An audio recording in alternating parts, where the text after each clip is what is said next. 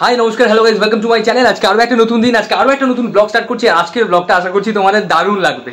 আজকে হঠাৎ করে প্ল্যান হলো কলেজের কিছু বন্ধুরা মিলে যাবো ভিক্টোরিয়াতে, তারপর নন্দনে। তো আরেকটু পরে রেডি হয়ে বেরোবো, একেবারে রাস্তায় গিয়ে তোমার সাথে দেখা হচ্ছে। Let's go. দুপুরবেলাতে পৌঁছে গেছিলাম প্রায় 4:30-র মধ্যে ময়দান মেট্রোর সামনে। কিছুক্ষণ ময়দানে ঢুকলাম, একটু গল্প টল্প করলাম। এবার ময়দান মেট্রোর সামনে এসে আবারও আলোচনা করছি যে কোথায় যাওয়া যায় এরপর। এখন বাজে বিকেল 6টা, যেখানেই যাবো সবটাই তোমাদের দেখাবো।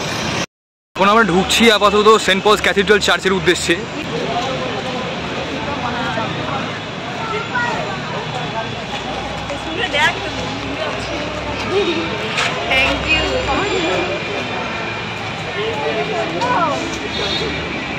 খুব সুন্দর করে অ্যাম্বিয়েন্সটাকে সাজানো হয়েছে, চারিদিকে লাইটিংটা তো দেখতেই পাচ্ছেন আপনারা। আমরা আপাতত সেন্ট পলস ক্যাথিড্রাল চার্চের ভেতরে রয়েছি, তোমাদেরকে এখানকার পরিবেশটা একবার দেখাচ্ছি।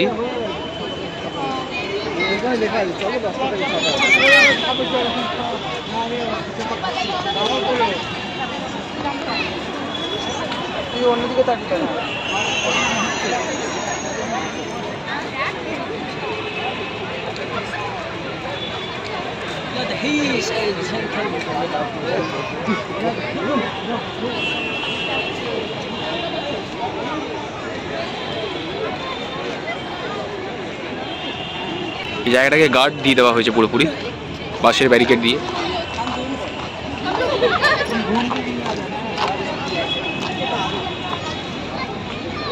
বাইরে চত্বরে অনেকেই ছবি তুলছে।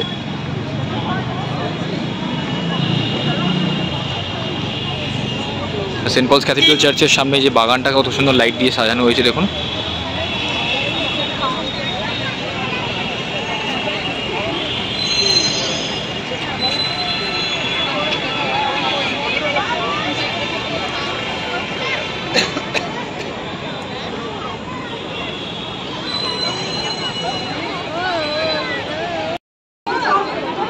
সেন্ট পলস ক্যাথিড্রালের এন্ট্রি গেট, সামনে প্রচুর লোক ছবি তুলছে। সামনে লাইটিং দিয়ে খুব সুন্দরভাবে সাজানো রয়েছে, আপনারা দেখতে পাচ্ছেন।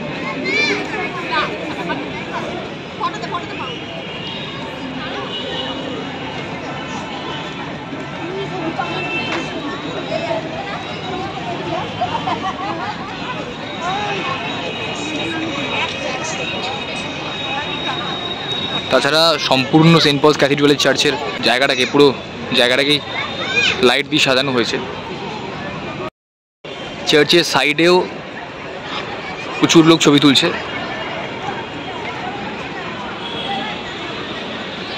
আর এই বাগানটার সৌন্দর্য হচ্ছে বাড়তি পাওনা, এমনিতেই এত সুন্দর, তাছাড়া লাইটিং দিয়ে সাজানোতে আরও এর দ্বিগুণ সৌন্দর্য বেড়ে গেছে।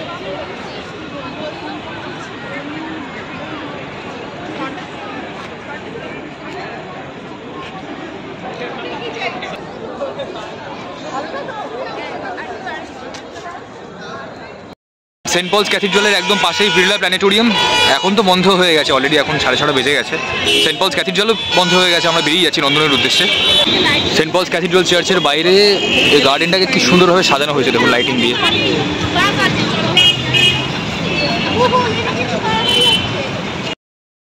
এখন যাচ্ছি আমরা নন্দনের দিকে।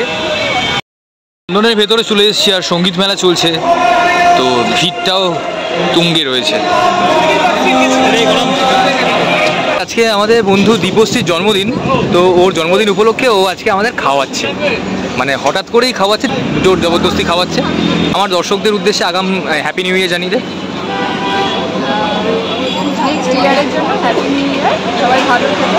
অনন্যা, আগাম হ্যাপি নিউ ইয়ার বলে দে।